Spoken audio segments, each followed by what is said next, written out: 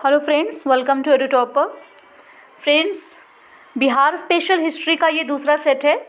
जैसा कि मैंने आपको पहले सेट में ही बताया था कि हम आपके लिए इस विषय पर काम कर रहे हैं, क्योंकि होता क्या है ना कि बीपीएससी की परीक्षा में जो मॉडर्न हिस्ट्री के सवाल आते हैं उनमें ज़्यादातर बिहार और राष्ट्रीय आंदोलन पे ही संबंधित होते हैं। इसीलिए हमने इस दिशा में काम करना शुरू किया है। तो चलिए इस दूसरे सेट को शुरू करते हैं। रांची में क्रांतिकारी दल का संगठन किसने किया? देखिए, बिहार में जब राष्ट्रीय आंदोलन से संबंधित गतिविधियां शुरू हुई तो इसमें दोनों तरह की गतिविधियां थी। एक जो राष्ट्रीय आंदोलन, राष्ट्रवादी आंदोलन चल रहा था वो भी था, और दूसरी तरफ क्रांतिकारी आंदोलन से संबंधित भी गतिविधियां हो रही थी। इसी क्रम में रांची में क्रांतिकारी दल का संगठन किया था गणेश चंद्र घोष ने। इसके साथ ही चलते हैं दूसरे महत्वपूर्ण प्रश्न की तरफ। नीमेज हत्याकांड को किन दो युवकों ने अंजाम दिया था? नीमेज हत्याकांड जो कि 1913 में हुआ था। देखिए, मुजफ्फरपुर बम षड्यंत्र के बारे में आपने सुना होगा। इसके बाद जो बिहार की दूसरी सबसे महत्वपूर्ण घटना हुई थी क्रांतिकारी आंदोलन के संदर्भ में, ये हुई थी नीमेज हत्याकांड, जो 1913 का कांड है। इसमें कुछ क्रांतिकारियों ने राजनीतिक डकैती के उद्देश्य से 20 मार्च 1913 को नीमेज मठ के महंत की हत्या कर दी थी। अब हमें ये बताना है कि ये हत्या किन दो युवकों ने मिलकर की थी। इसका सही उत्तर है बी, मोती चंद तथा मानिक चंद। इन दोनों युवकों ने मिलकर के इस हत्याकांड को अंजाम दिया था। फ्रेंड्स, इसके साथ ही आपको बताते चलूं कि बिहार स्पेशल के हमारे बहुत सारे सेट आए हुए हैं। साथ ही साथ हमने टेस्ट सीरीज भी कवर कराई है, आस्था आईएएस और परफेक्शन आईएएस की, तो आप उनको ज़रूर देखें। उनमें करंट के प्रश्न भी हैं, विज्ञान और दूसरे प्रश्न भी, सेक्शनल टेस्ट सीरीज़ है वो। साथ ही साथ हम बहुत जल्दी आपके लिए फुल लेंथ सीरीज़ भी लाने वाले हैं। इकोनॉमिक सर्वे और बिहार बजट का वीडियो भी तैयार है, वो भी बहुत जल्दी आपको मिल जाएगा। तो बने रहिए हमारे साथ, हमारे वीडियोस को देखते रहिए, इनसे फ़ायदा उठाते रहिए और हो सके तो नोट्स भी बनाते रहिए। बिहार ज्योग्राफी भी चैप्टर वाइज चल रहा है, 2 चैप्टर आ चुके हैं, तीसरा चैप्टर भी आज से कल में आपके पास पहुँचने वाला है। चलिए चलते हैं आगे तीसरे प्रश्न पर। पटना में 1913 में अनुशीलन समिति की स्थापना किसने की? इसकी स्थापना की थी सचिंद्रनाथ सान्याल ने। सचिंद्रनाथ सान्याल ये रास बिहारी बोस के सहयोगी थे। हार्डिंज बम कांड का नाम आपने सुना होगा। इसी बम कांड के अभियुक्त थे रास बिहारी बसु और इनके सहयोगी थे सचिंद्रनाथ सान्याल। इन्होंने 1913 में पटना में अनुशीलन समिति की शाखा स्थापित की थी। अगला प्रश्न है, पटना में अनुशीलन समिति की स्थापना कब हुई? देखिए, अभी हमने पिछले प्रश्न में इसकी बात की। मैंने आपको कहा है कि मैंने हर एंगल से प्रश्न बनाने की कोशिश की है। कभी कभी हो सकता है कि एक ही टॉपिक पे आपको अलग अलग एंगल से 2-3 प्रश्न मिल जाए, और ये अच्छा भी है, इससे चीज़ें याद भी हो जाती हैं। इसका आंसर क्या होगा? बी, 1913। अगला प्रश्न है कि पटना में स्थापित अनुशीलन समिति के संगठन का भार किसे दिया गया था? ये तो मैंने आपको बताया कि पटना में अनुशीलन समिति की स्थापना 1913 में की गई थी। ये की गई थी सचिंद्रनाथ सान्याल के द्वारा। इसके संगठन का भार दिया गया था बंकिम चंद्र मित्र को।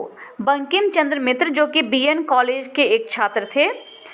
सचिंद्रनाथ सान्याल की मुलाकात बंकिम चंद्र मित्र से बनारस में हुई थी। जब ये दुर्गा पूजा की छुट्टी में वहाँ गए थे, वहाँ पे दशाश्वमेध घाट है बनारस में, वहीं पर सचिंद्रनाथ सान्याल और बंकिम चंद्र मित्र के बीच में मुलाकात हुई थी, बातें हुई थी। आगे बढ़ते हैं। पटना क्रांतिकारी समिति का गठन किसने किया? पटना क्रांतिकारी समिति का गठन किसने किया? इसका गठन किया सी, बंकिम चंद्र मित्र ने। देखिए, लगातार आपको इनका नाम सुनने को मिल रहा है। सचिंद्रनाथ सान्याल को कुछ प्रॉमिस किया था इन्होंने, बंकिम चंद्र मित्र ने, और इसी प्रॉमिस के आधार पे चूँकि बंकिम चंद्र जो थे ये सरकार की नज़र से बच के देश सेवा का काम करना चाहते थे, इसी सोच के अनुसार इन्होंने पटना क्रांतिकारी समिति का गठन किया।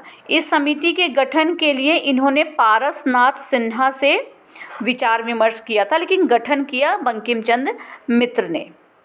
अगले प्रश्न पे चलते हैं। पटना क्रांतिकारी समिति का नाम क्या रखा गया? देखिए, अभी मैंने नाम लिया पारसनाथ सिन्हा का। पारसनाथ सिन्हा से विचार विमर्श करके, चूँकि आपको मैंने बताया है कि बंकिम चंद्र मित्र भी बीएन कॉलेज के छात्र थे और पारसनाथ सिन्हा भी बीएन कॉलेज के छात्र थे, तो पारसनाथ के सुझाव के अनुसार ही इस क्रांतिकारी समिति का नाम रखा गया हिंदू बॉयज एसोसिएशन। होता क्या था ना कि यहाँ पे हरी सभा होती थी। हरी सभा में क्या होता था कि बंगाली गीत गाए जाते थे, बंगाली भाषा में डिबेट किया जाता था। बिहारी जो लड़के होते थे वो इन बंगाली गीतों को नहीं समझ पाते थे और इसमें खुल के हिस्सा नहीं ले पाते थे। इसीलिए ये पटना क्रांतिकारी समिति बनाई गई, जिसका नाम रखा गया हिंदू बॉयज एसोसिएशन, ताकि इस समिति में बिहारी और बंगाली छात्र विवेकानंद की जो किताबें होती थी उन पर अंग्रेजी में वाद विवाद कर सकें। इस समिति के संगठनकर्ताओं में बंकिम चंद्र मित्र के अलावा पारसनाथ सिन्हा भी थे, गोवर्धन प्रसाद थे, श्यामाकांत बनर्जी थे, अखिल चंद्र दास थे। ठीक है, कोशिश है कि ज़्यादा से ज़्यादा फैक्ट्स आपको बताऊं, लेकिन इस लिमिट तक बताऊं कि आप कंफ्यूज भी ना हों। आगे चलते हैं। 1915 ईस्वी में बनारस षड्यंत्र कांड में बंकिम चंद्र मित्र के साथ किसे गिरफ्तार किया गया था? 1915 ईस्वी में बनारस षड्यंत्र का कांड हुआ था। इसमें बंकिम चंद्र मित्र के साथ गिरफ्तार किया गया था सचिंद्रनाथ सान्याल को। इसमें सचिंद्रनाथ सान्याल को आजीवन कारावास की सज़ा दे दी गई थी, जबकि बंकिम चंद्र मित्र को 3 वर्ष का सश्रम कारावास हुआ था। इसी समय जब बंकिम चंद्र की गिरफ्तारी हुई ना, तो इनके कमरे से मैगजीनी का पूरा जीवन चरित्र नाम का इस नाम की एक पुस्तक मिली थी और इसमें सचिंद्रनाथ सान्याल ने कुछ चीज़ें भी लिख रखी थी, कुछ पॉइंट्स यहाँ पे हाईलाइट कर रखे थे, जिनसे ये साफ पता चलता था कि इनका राष्ट्र के प्रति जो प्रेम है वो कितना गहरा है। अगले प्रश्न पे चलते हैं। 1915 ईस्वी में बक्सर हाई स्कूल में युवक संघ की सभा किसके नेतृत्व में हुई? 1915 ईस्वी में 29 अक्टूबर को यदुनाथ सरकार की अध्यक्षता में युवक संघ की सभा हुई। कहाँ? बक्सर हाई स्कूल में। और इसी समय से यदुनाथ सरकार जो थे ना, ये पूरे तरीके से सरकार की निगरानी में आ गए थे। पूरे तरीके से सरकार के जो अधिकारी थे ये इन पे पूरा नज़र रखने लगे थे। अगले प्रश्न पे चलते हैं। चंपारण के किसानों पर थोपा गया कानून या प्रथा कौन सी थी? देखिए, चंपारण के किसानों पर ऐसे तो बहुत सारी प्रथाएं थोपी गई थी। जो इसमें इन ऑप्शंस में जो इम्पोर्टेंट है, जो थोपा गया था, वो था 3 कठिया। होता क्या था कि हर बीघे में, हम जानते हैं कि 1 बीघे में 20 कट्ठा होता है। इस 20 कट्ठे में से 3 कट्ठे में ये कंपल्सरी था कि किसानों को नील की खेती करनी ही करनी थी। यही था 3 कठिया प्रथा। ठीक है, इसको चंपारण के किसानों पर इम्पोज किया गया था। अगले प्रश्न पे चलते हैं। जीरात और आसामी बार क्या था? देखिए, जीरात और आसामी बार, अभी मैंने आपसे कहा ना कि चंपारण में बहुत सारी प्रथाएं इम्पोज की गई थी, बहुत सारी चीज़ें की गई थी। यहाँ चंपारण में जो यूरोपीय नील की खेती कराने वाले जो होते थे, ये उत्तर बिहार में 2 तरीके से खेती कराते थे नील की। एक था जीरात और दूसरा आसामी बार, यानी ऑप्शन यहाँ पे सी सही है। बता दूँ आपको कि जीरात क्या था और आसामी बार क्या था। देखिए, जीरात में क्या होता था ना कि ये लोग सीधे अपनी देख रेख में अपने खेत में किसानों से मजदूरी करवाते थे, नील की खेती करवाते थे। ठीक है, काफ़ी कम मजदूरी देते थे इन किसानों को, इन रैयतों को। इससे इनकी दशा बड़ी ख़राब बनी रहती थी और असंतोष बहुत ज़्यादा बना रहता था। वहीं ये तो हो गया जीरात। अब बात करें आसामी बार की, तो इसमें क्या होता था ना कि इसमें किसानों को उन्हीं के खेत में, यानी खेत भी किसान का, खेती करेगा भी किसान, और मर्जी चलेगी किसकी? जो यूरोपियन नील की खेती कराने वाले थे वो लोग, वो ये किसानों से उन्हीं के खेत में, किसानों के ही खेत में नील की खेती करवाते थे। और इसी के अंतर्गत 3 कठिया प्रथा जो थी वो की जाती थी। ठीक है, आगे बढ़ते हैं। 1893 ईस्वी से बिहार में नील का व्यवसाय ह्रास पर जाने का मुख्य कारण क्या था? देखिए 1893 ईस्वी में हुआ क्या ना कि जर्मनी में कृत्रिम नील बनने की प्रक्रिया का आविष्कार हो गया। ठीक है, यानी कृत्रिम डाई का आविष्कार हो गया, जिसके कारण नील की डिमांड काफ़ी कम हो गई। इसीलिए बिहार में नील का व्यवसाय काफ़ी कमी पर चला गया, काफ़ी नीचे चला गया, डाउन हो गया। अगला प्रश्न है, नील की खेती से जुड़ी रैयतों की समस्याओं को जनता के समक्ष रखने में किन दैनिक समाचार पत्रों ने महत्वपूर्ण भूमिका निभाई? यहाँ पे हम क्या देखेंगे कि बिहारी जो समाचार पत्र था, बिहारी के संपादक कौन थे? महेश नारायण। ठीक है, ये जो समाचार पत्र था इसने, और प्रताप जो था ये कानपुर से प्रकाशित होता था। इन दोनों समाचार पत्रों ने रैयतों की जो भी समस्याएं थी उनको जनता के सामने रखने में काफ़ी महत्वपूर्ण भूमिका निभाई थी, यानी यहाँ ऑप्शन ई हो जाएगा। इन दोनों के अलावा भी बता दूं कि कुछ और भी पत्र थे, जैसे कि भारत मित्र, ठीक है, भारत मित्र, अमृत बाजार पत्रिका, हिंद केसरी, अभ्युदय, ये सारे समाचार पत्र भी थे जिन्होंने रैयतों की समस्याओं को आगे रखने में, जनता के सामने लाने में काफ़ी इम्पोर्टेंट रोल प्ले किया था। अगला प्रश्न देखते हैं, महात्मा गांधी को चंपारण आने का निमंत्रण किसने दिया था? ये तो बहुत ही काफ़ी पॉपुलर प्रश्न है और कई बार बीपीएससी रिपीट भी कर चुका है। ये दिया था राजकुमार शुक्ल ने। राजकुमार शुक्ल जो कि चंपारण के एक किसान नेता थे और खुद भी नील उत्पादन से काफ़ी त्रस्त थे, काफ़ी परेशान थे। इन्होंने ही महात्मा गांधी को चंपारण आने का निमंत्रण दिया था। इनके गांव का नाम क्या था? मुरली भररवा। अगला प्रश्न, हिंदू पेट्रियट के संपादक कौन थे? हिंदू पेट्रियट के संपादक थे हरिमोहन मुखर्जी। हालांकि ये नाम कहीं कहीं पे हमें हरिश्चंद्र मुखर्जी भी मिलता है। ठीक है, ध्यान दीजिएगा, हरिश्चंद्र मुखर्जी भी कहीं कहीं मिलता है और कहीं कहीं हरिमोहन मुखर्जी का नाम भी मिलता है। दोनों एक ही पर्सन है। अगर दोनों आपके ऑप्शन में आते हैं तो आप हरिश्चंद्र मुखर्जी को टिक करेंगे, अदरवाइज अगर हरिमोहन मुखर्जी भी है तो ये भी सही है। ठीक है, इसलिए मैंने दोनों चीज़ें आपको बता दी। 1908 में नील उत्पादन का विरोध करने पर किसे गिरफ्तार किया गया था? इस समय दो लीडर्स थे, दो लोग थे जिन्हें गिरफ्तार किया गया था। एक थे राधुमल और दूसरे शीतल राय। इन दोनों को 26 अक्टूबर 1908 को नील उत्पादन का विरोध करने पर गिरफ्तार कर लिया गया था। किस लेफ्टिनेंट गवर्नर ने 1909 से 10 में पटना नीलहों का सम्मेलन बुलाया? आपको बताना है कि कौन से लेफ्टिनेंट गवर्नर थे जिन्होंने 1909 से 10 में पटना में नीलहों का सम्मेलन बुलाया था। आंसर है ए, एडवर्ड बेकर ने। आगे चलते हैं, संपूर्ण भारतवर्ष को महात्मा गांधी से सत्याग्रह का पहला पाठ किस दिन मिला? देखिए बहुत महत्वपूर्ण प्रश्न है ये, क्योंकि इसका जो आंसर है 18 अप्रैल 1917, ये वही दिन है जिस दिन महात्मा गांधी भारत में पहली बार जेल जाने के लिए तैयार हो रहे थे। इसीलिए कहते हैं कि इसी दिन पूरे भारतवर्ष में महात्मा गांधी से सत्याग्रह का पहला पाठ मिला था। अगला प्रश्न है, लखनऊ अधिवेशन 1916 जिसमें राजकुमार शुक्ल ने गांधी जी को चंपारण आने का निमंत्रण दिया, ये कांग्रेस का कौन सा अधिवेशन था? ये अधिवेशन था 31वां अधिवेशन। इस अधिवेशन के अध्यक्ष कौन थे? आप फटाफट सर्च कीजिए और मुझे बताइए कमेंट बॉक्स में। ठीक है, थोड़ी मेहनत आप भी करें। याद रखिए, आपको बताना है कि 31वें कांग्रेस के अधिवेशन यानी लखनऊ अधिवेशन 1916 के अध्यक्ष कौन थे? अगला प्रश्न है कि चंपारण की प्रजा पर अत्याचार नामक पुस्तिका किसने लिखी?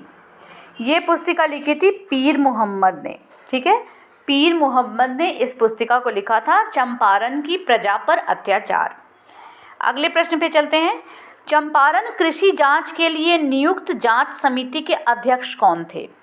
देखिए, चंपारण का जो आंदोलन हुआ और महात्मा गांधी ने जो ये सत्याग्रह किया, इसके परिणाम स्वरूप ब्रिटिश सरकार ने एक चंपारण जांच समिति बनाई। ठीक है, इस चंपारण जांच समिति को हम चंपारण एग्रेरियन समिति भी कहते हैं। गांधी जी से बातचीत के बाद जो लेफ्टिनेंट गवर्नर थे एडवर्ड अल्बर्ट गेट, इन्होंने गांधी जी को रांची बुलाया था। इनसे बातचीत करने के बाद एक जांच समिति गठन करने का निर्णय लिया गया। इसके अध्यक्ष बनाए गए FC स्लाई इसके अध्यक्ष बनाए गए। अगला प्रश्न है, गांधी जी ने किस गांव में 14 नवंबर 1917 को पहला स्कूल स्थापित किया? देखिए, बिहार में गांधी जी ने 14 नवंबर 1917 को पहला स्कूल मठियाही में स्थापित किया था। ठीक है, मठियाही में स्थापित किया, याद रखेंगे आप। अगला प्रश्न है, चंपारण आंदोलन के समय बिहार का उपराज्यपाल कौन था? चंपारण आंदोलन के समय बिहार के उपराज्यपाल थे एडवर्ड अल्बर्ट गेट।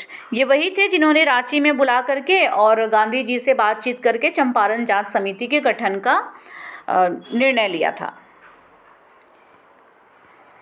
चंपारण सत्याग्रह के दौरान गांधी जी पर कहाँ मुकदमा चला?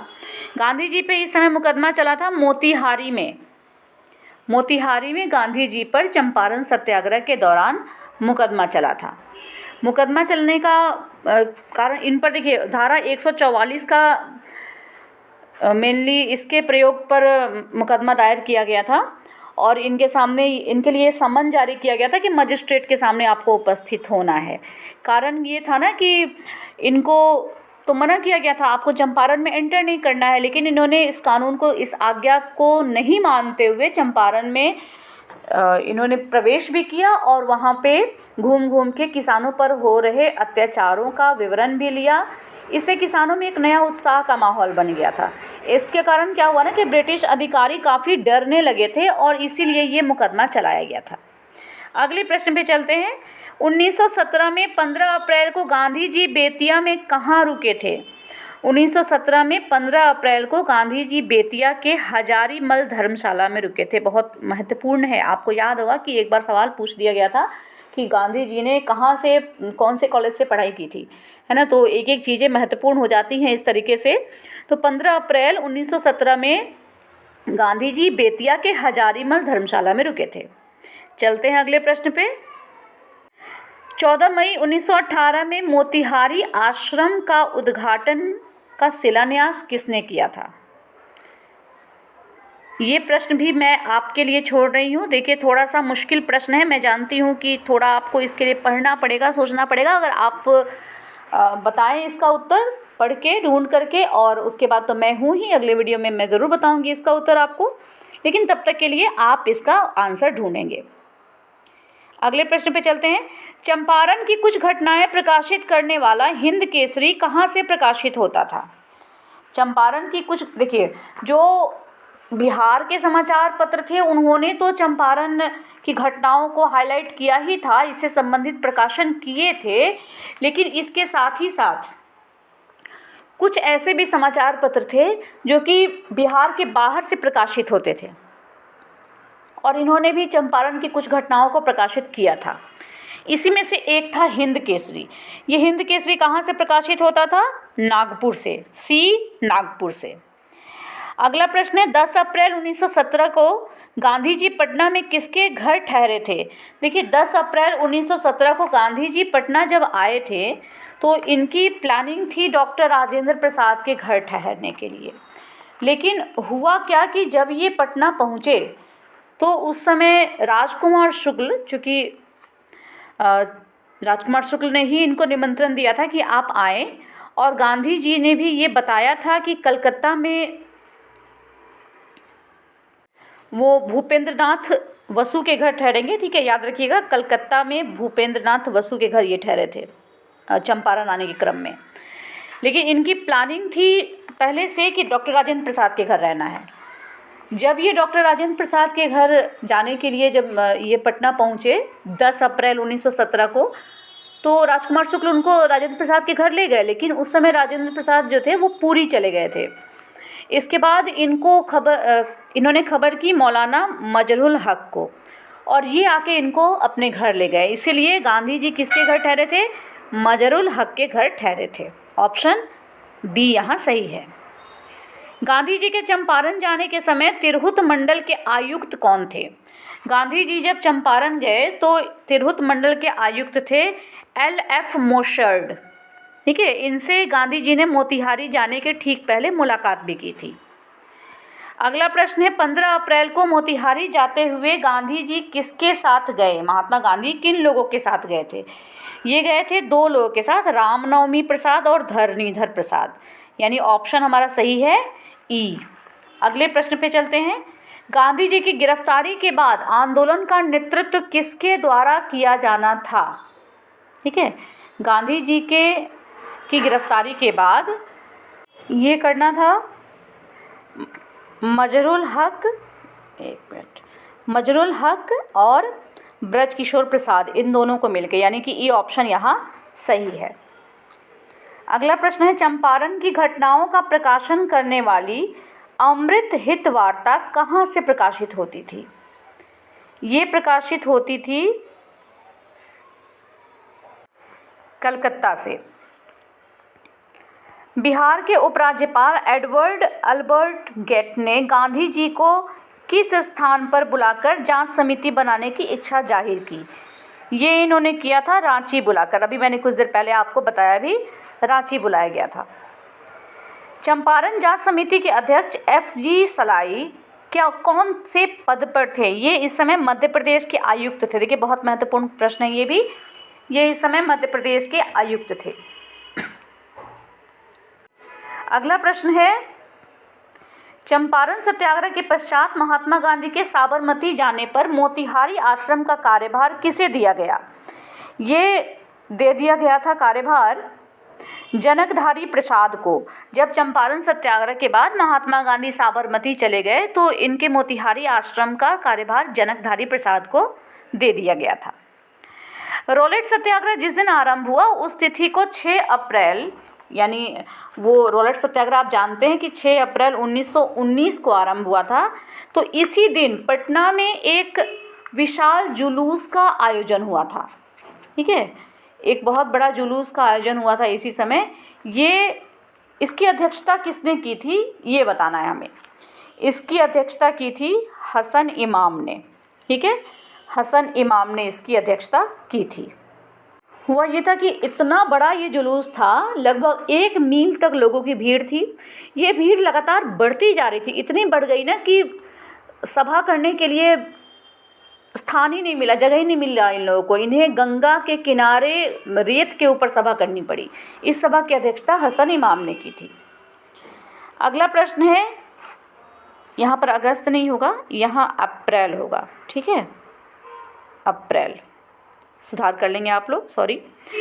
अप्रैल 1920 में पटना की एक सार्वजनिक सभा में मौलवी शौकत अली के भाषण के साथ किस कार्यक्रम को तैयार किया गया था?